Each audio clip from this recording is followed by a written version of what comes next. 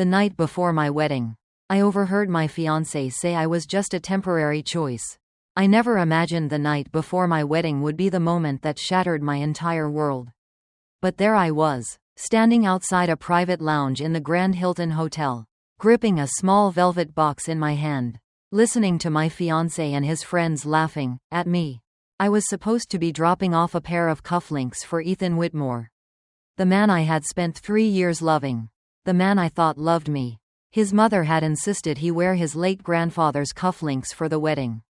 And in all the excitement of wedding planning, I had forgotten to give them to him earlier. So I decided to surprise him. I never expected to hear that. "Come on, man, you can't be serious about settling down with Ava." One of his groomsmen chuckled.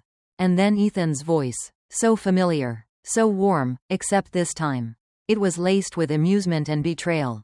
"Why not? She's perfect on paper. Her business connections will help Whitmore Holdings expand. And she worships the ground I walk on." Laughter erupted, but it was his next words that turned my blood to ice. "She's just temporary, anyway, until someone better comes along. Someone more suitable for the long term." I felt like the air had been sucked from my lungs. 3 years. 3 years of love, trust, late-night talks, and whispered promises, reduced to nothing. I had believed in him. Believed in the life we were building together. And now, I stood there, realizing I had been nothing more than a business move to him. But I did not cry. I should have. I should have broken down right there in the hallway. But instead, a strange calm settled over me. I did not feel sadness, only clarity. I turned on my heel and walked out of that hotel without making a sound. But I knew one thing for certain. This wedding would not go the way Ethan planned. When I got home, I did not rip off my engagement ring or cry into my pillow like some heartbroken fiancé. Instead, I opened my laptop. Ethan had made a mistake, a huge one. Because as his business partner, I had access to everything. I started digging. Emails, financial records, hidden accounts, every lie, every secret, every piece of corruption he thought he had buried. By 3 a.m., I had gathered enough evidence to ruin not just his wedding day, but his entire empire, and I would make sure he never saw it coming. I barely slept that night. Not because I was heartbroken, but because my mind was racing. I had spent years building a life with Ethan, believing we were a team, a partnership built on love and trust. But now, the reality had hit me like a freight train. He had never truly seen me as an equal. To him, I was nothing more than a business deal, a placeholder until someone he deemed better came along. That realization did not break me. It fueled me. By the time the sun rose, I had collected more than just my shattered illusions. I had evidence, real, undeniable proof of Ethan's corruption, deception, and infidelity. It was all there, hidden beneath layers of secrecy in emails and financial documents I had never thought twice about before. Offshore accounts, fraudulent deals, company funds funneled into personal investments. But the worst of it? The messages between Ethan and Olivia Sinclair, a woman I had foolishly believed was just a respected board member of Whitmore Holdings. She was more than that. Much more. Their emails detailed plans for their future, after Ethan secured my money. "Once the marriage is finalized, I will have access to her assets. The honeymoon is just a formality. After that, we can move forward with our real plan." I read that line over and over again, my stomach twisting in disgust. I had been a fool. But I would not be a fool on my wedding day. I spent the early hours of the morning making calls to my lawyer, my private investigator, and, most importantly, a reporter I knew would eat this story up like a last meal. I ensured every piece of evidence was documented, backed up, and secured. There would be no way for Ethan to spin this in his favor. By the time I sat in the bridal suite, surrounded by bridesmaids adjusting their dresses and sipping champagne, I felt nothing but calm determination. The wedding coordinator fluttered in, clipboard in hand, her voice chipper. "Everything is right on schedule, Miss Carter. The groom is at the altar, and the guests are seated." I smiled. Perfect. Ethan thought today would be the biggest day of his life. And he was right, just not in the way he expected. The final moments before a wedding are supposed to be filled with excitement, nerves, and anticipation. Instead, I sat in front of a mirror, staring at my reflection, feeling nothing but focused determination.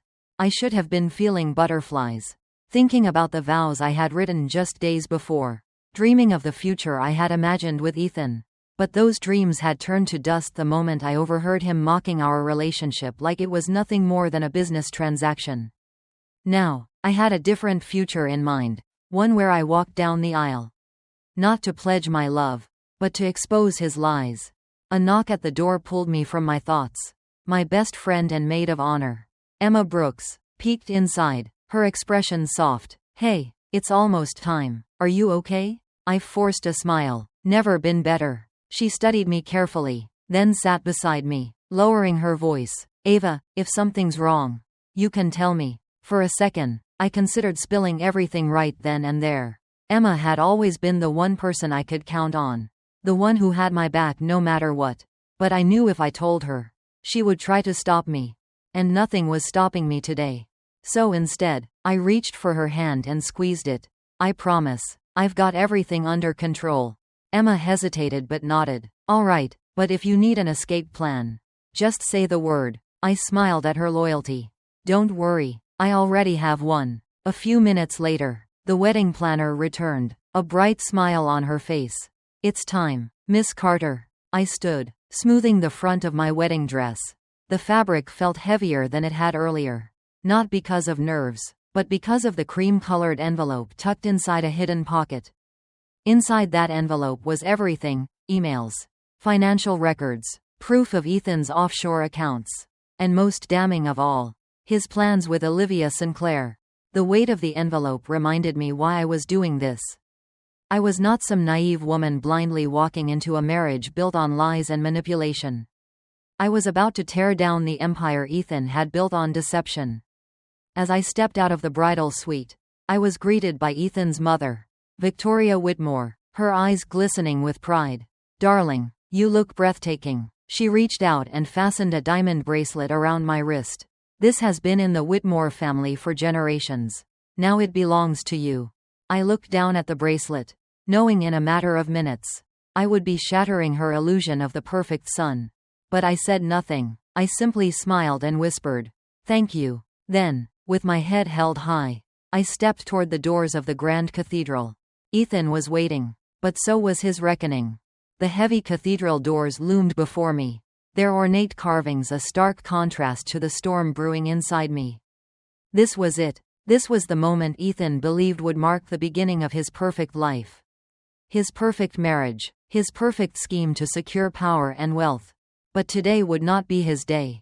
It would be mine. The soft hum of the string quartet filled the air, playing the song Ethan and I had chosen together, the same melody we had danced to under the stars the night he proposed. I had once thought it was the most beautiful song in the world. Now, it felt like a cruel joke. The wedding coordinator gave me a gentle nod. "All right, Miss Carter, time to go." I took a deep breath, adjusting my grip on my bouquet, my fingers brushing against the envelope hidden within the folds of my dress. The weight of it grounded me, reminding me why I was doing this.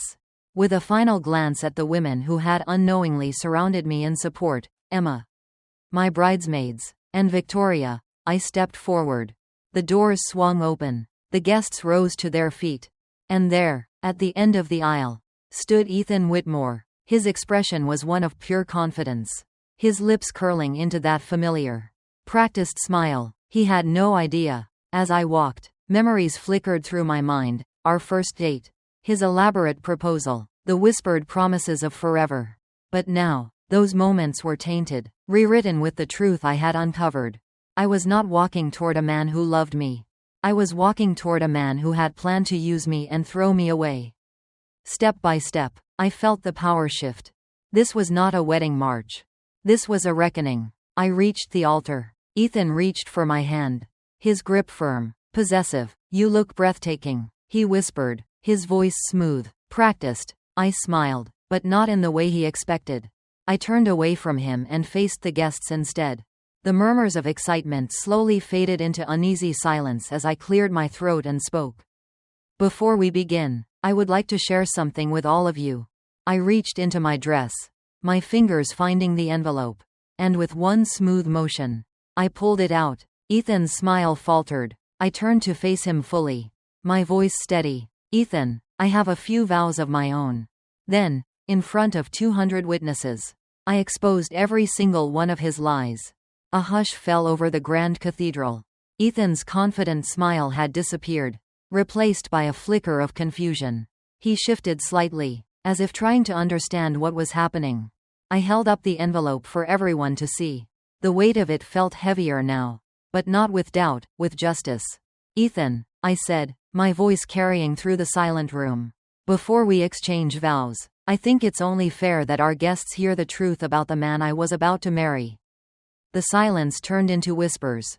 Ethan let out a short, nervous laugh, trying to keep up his facade.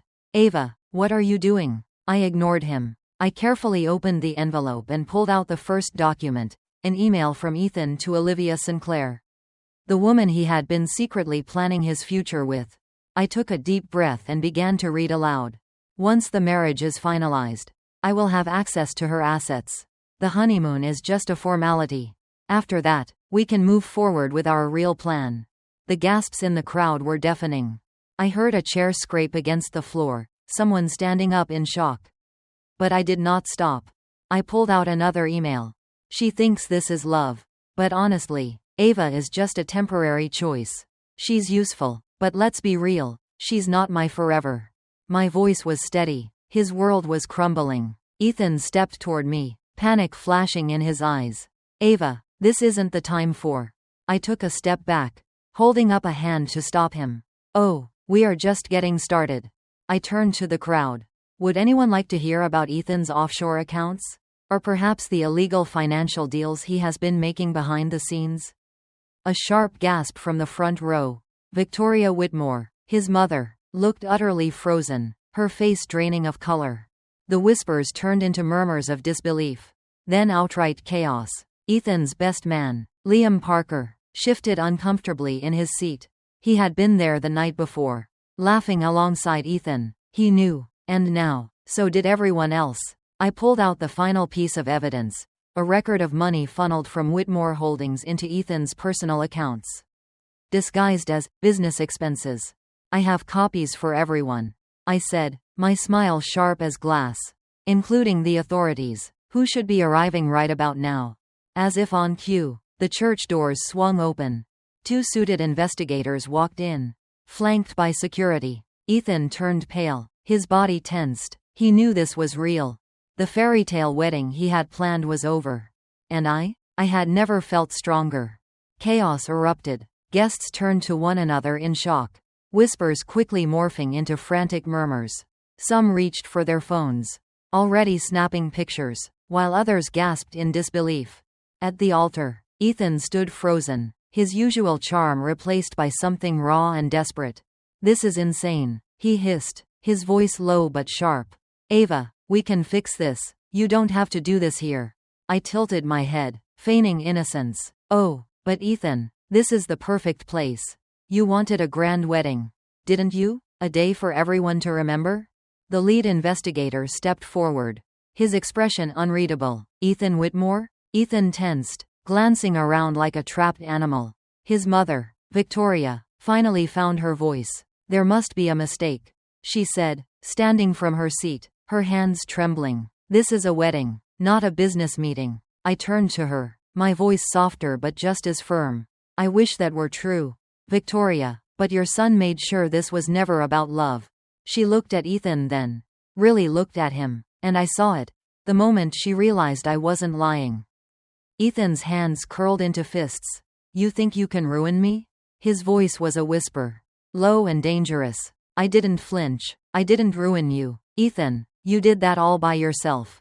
The investigator cleared his throat. Mr. Whitmore, we need you to come with us. Ethan snapped, his polished composure shattered as he lunged toward me, grabbing my arm. You think you're better than me? He snarled under his breath.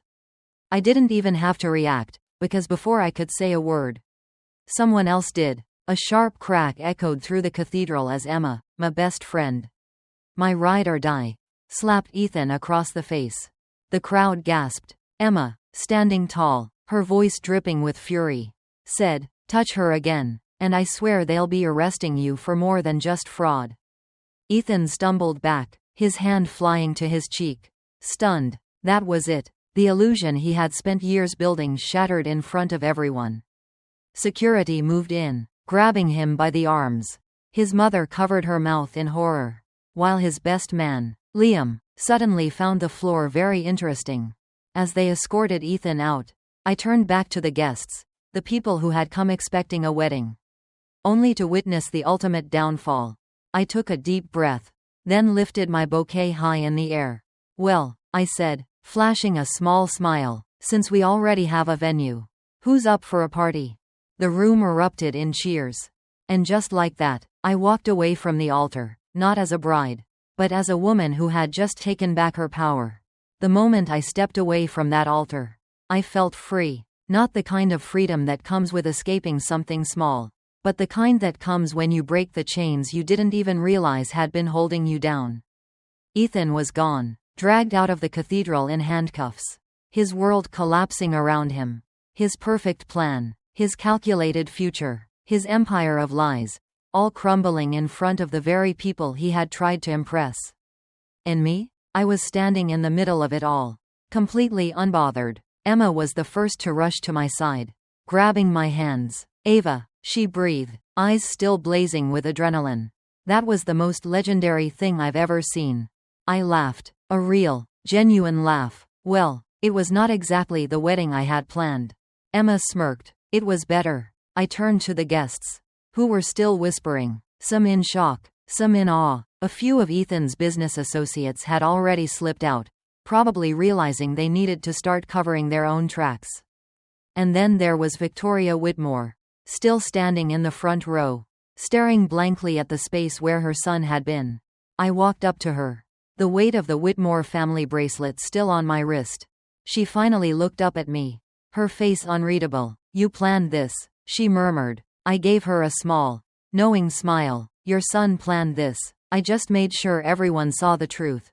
Victoria studied me for a long moment, then slowly reached for the diamond bracelet she had given me before the ceremony. I didn't stop her as she unclasped it from my wrist, her fingers trembling. She nodded once. "You were never meant to be a Whitmore." And with that, she turned and walked out, her heels clicking against the marble floor.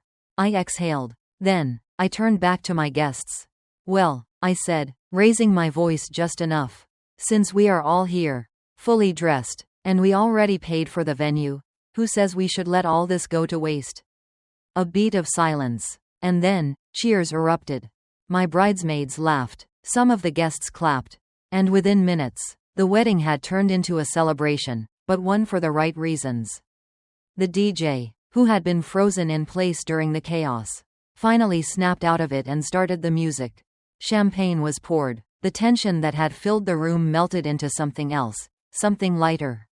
Something real. I spent the next few hours surrounded by real friends, real laughter, and real joy. And for the first time in years, I was not part of someone else's plan. I was writing my own.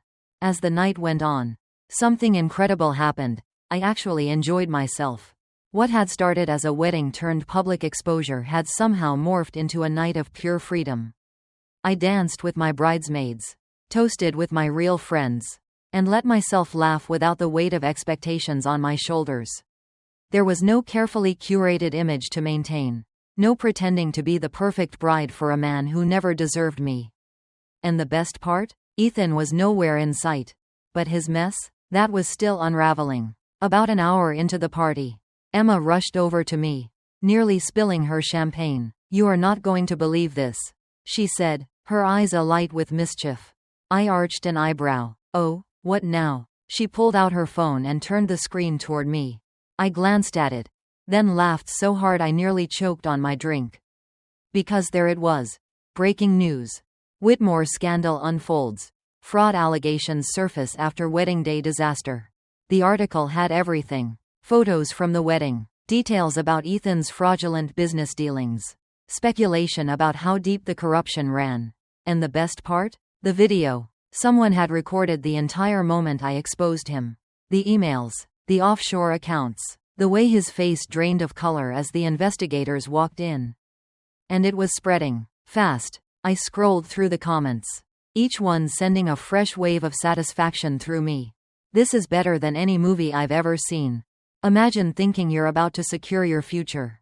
And instead, you get arrested at the altar. Justice has never looked so good. I turned to Emma, grinning. I hope he's enjoying his honeymoon, in a jail cell. She cackled. Oh, honey, the only thing he's romancing right now is a legal team.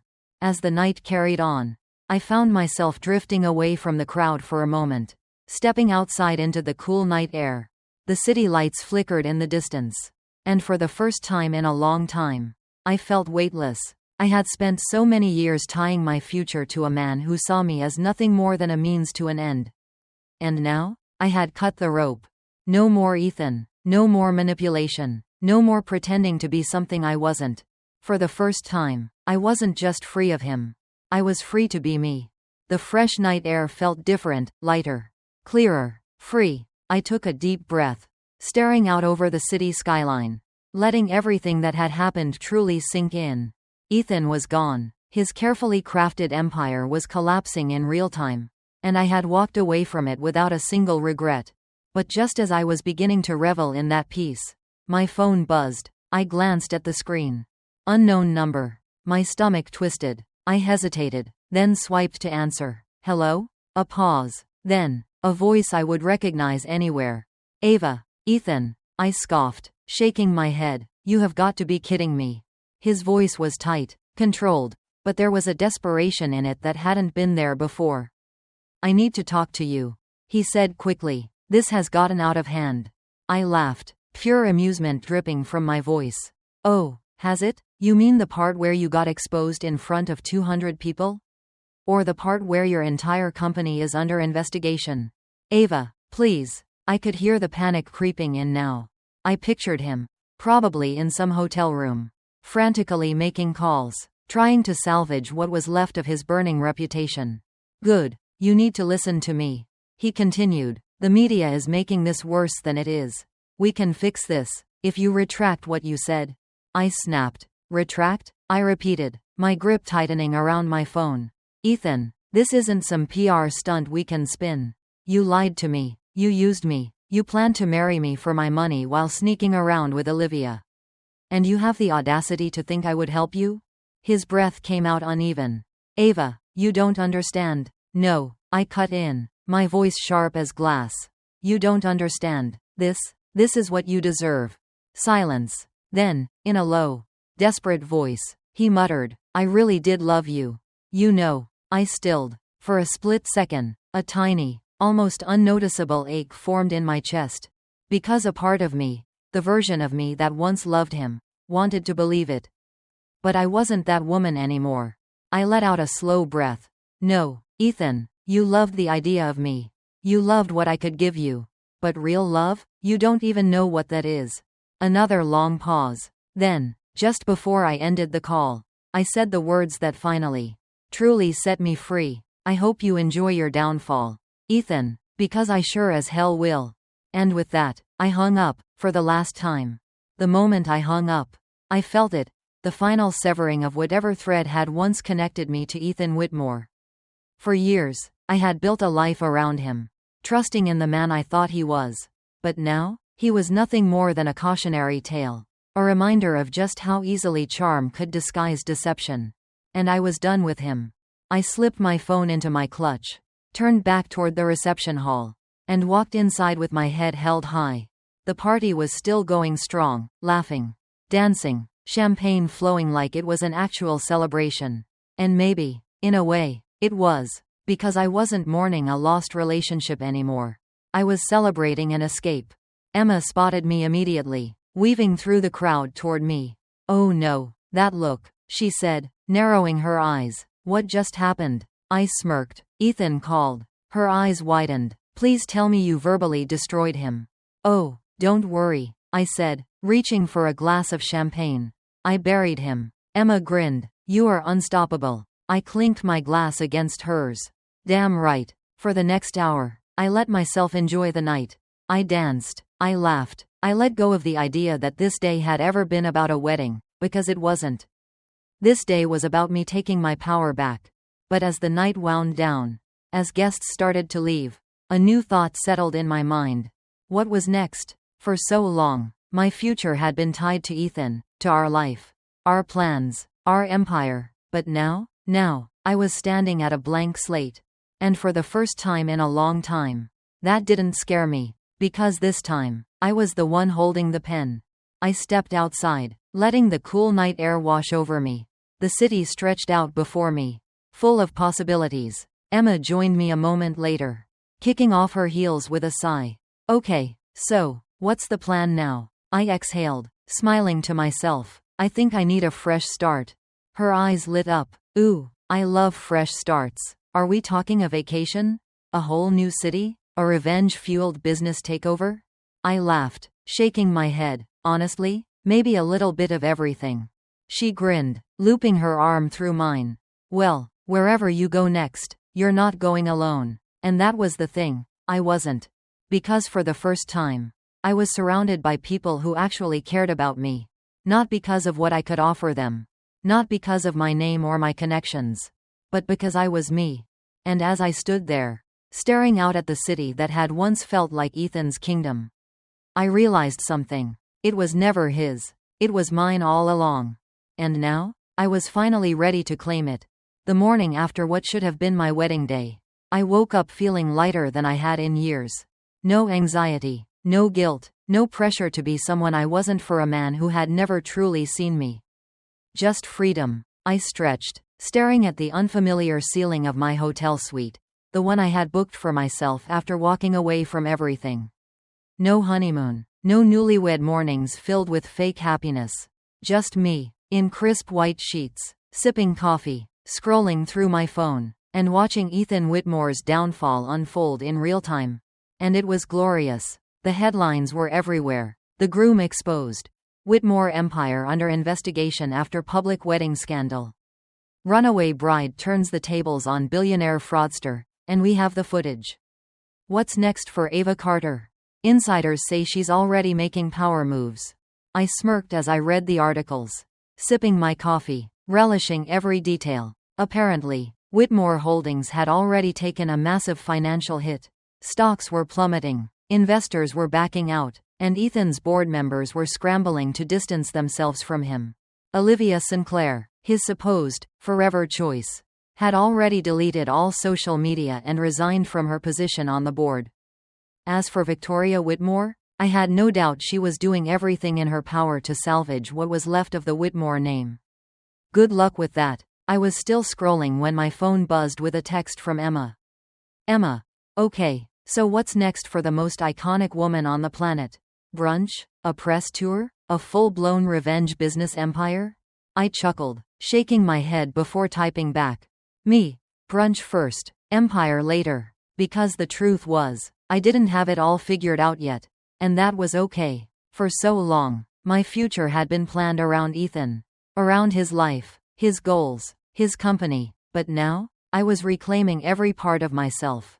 By the time I got to brunch, Emma was already waiting, 2 mimosas in hand. One for me. You, she said, grinning as I slid into the seat across from her, are my personal hero. I laughed, clinking my glass against hers. Glad to be of service. She leaned in, eyes sparkling. So, what's next? And don't say you don't know. I know that look. You're planning something. I smirked, taking a sip of my mimosa. Oh, I'm planning something all right. Because this wasn't just about moving on. This was about taking everything I had learned and turning it into something unstoppable. Ethan had tried to use me as a stepping stone. Now, I was about to build something even bigger than he had ever dreamed of. For the first time in years, my future was mine alone. No more Ethan, no more lies, no more being a pawn in someone else's game. And I was ready to make my next move. Emma was right. I was planning something. The world now knew my name. But not as Ethan Whitmore's almost wife. No, I was the woman who took him down. The woman who exposed him before he could ruin anyone else. And that gave me power. Not the kind of power Ethan had, built on manipulation and deception. But real power. The power that comes with knowing exactly who you are and what you're capable of. So I used it. Within days, I announced my next step. Carter Consulting, a firm dedicated to exposing corporate fraud, unethical business practices, and men like Ethan who thought they could use people without consequences. The media ate it up. Headlines shifted from "Runaway Bride" to "Ava Carter launches ethics consulting firm, and the business world is watching." Companies started reaching out. Investors wanted in. The same people who had once courted Ethan were now looking at me. And I let them. Because while Ethan was drowning in legal battles, financial ruin, and public humiliation, I was thriving. Even Victoria Whitmore reached out once. Through a carefully worded email. "Ava, I believe we may have mutual interests in discussing how to rebuild what has been lost. Let's talk." I stared at the message for a full minute before deleting it. I was not in the business of fixing what Ethan destroyed. That was her problem now. Months passed, and Carter Consulting took off faster than I could have imagined. I hired the best team, built an unshakable reputation, and made sure that no one could ever use me the way Ethan had tried to. And as for him? Well, one evening, as I sat in my office overlooking the city, my phone buzzed with a news alert. Ethan Whitmore sentenced to 5 years in prison for fraud and financial crimes. I smiled, not because I needed to see him suffer, but because it meant the world had finally caught up to him. Ethan had spent his life building a kingdom of lies. I had spent mine tearing it down. And in the end, only one of us was left standing. I closed the news article and turned back to my desk, where my next big project awaited. Because this wasn't just about destroying corrupt men like Ethan. It was about building something better. And that was the best revenge of all. If this story proves anything, it's that walking away from the wrong person is the most powerful thing you can do. Sometimes, the people we trust the most are the ones who betray us, but that betrayal can be the push we need to take back control.